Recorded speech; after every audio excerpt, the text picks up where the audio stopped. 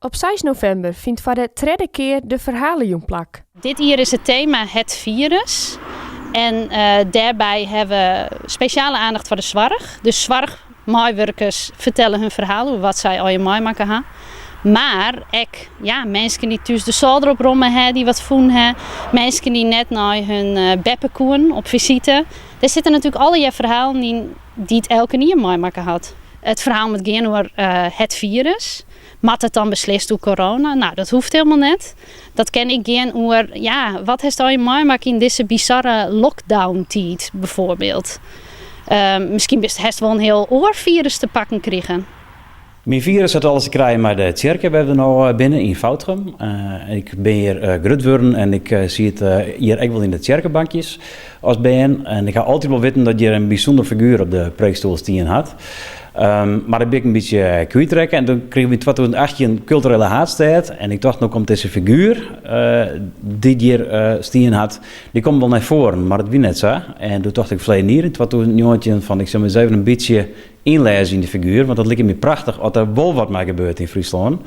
En toen had ik eens even met Tjerke praat van, hij hem daar belang bij of wat dan ook. Nou, de wien op zich wel wie wil eerder naar. En ik zei, nou, ik kom later wel eens even weer. Maar toen kwam corona in maart dit jaar en ik ga hoe dat is mijn werk. En jongens had alle andere activiteiten, maar in wie jongen het werk helemaal niet meer. En toen dacht ik kan die man wel weer eens even oppakken, die mijn interesse had. En voordat ik het wist, doekel ik maar dieper en dieper in een hele wereld die er van mij open gaat. Toch alles wat ik vond via Google en boeken die ik zien kwam en zo. En dat resulteerde al heel gauw in zo'n stapel boeken die ik thuis had. En die heb ik alle keer al lezen en nog een volle grotere stapel aantekeningen. En ik had het nou al de hele tijd in de kop en ik ben er heel dagen met waande. Dus ik ben besmet met het Foutrum-virus. De organisatie van de Verhalenjoen pakte dit hier wat oors aan de vagina jaren. Ik ga 8 spelregels maken voor een goed verhaal.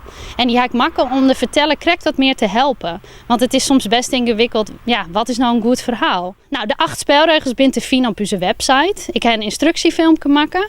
Maar nummer 1 is het verhaal maar 8 minuten worden. Dat is namelijk net te lang en echt net te kwad. En het verhaal met persoonlijk wezen. Dus de verteller is zelf de haatpersoon en het zelfs mooi maken. Nou, op 6 november zal ik op verhalenavond in Tietjerk vertellen, want daar wen ik. Ik vertelde wel in de kerken, omdat mijn verhaal alles te krijgen had mij deze kerken. Maar je bent al van harte welkom in mijn wemplak, in die mooie grote gotische kerken daar. En dan zal ik vertellen over wat me de oude man dwaande houden had, wat mijn fascinatie is voor deze figuur, wat ik geleerd heb van deze figuur. En stiekem ook wat ik leerd heb over mezelf. Want hoe hij zijn tijd hier beleven, herken ik een heel soort in hoe ik het hier beleven heb.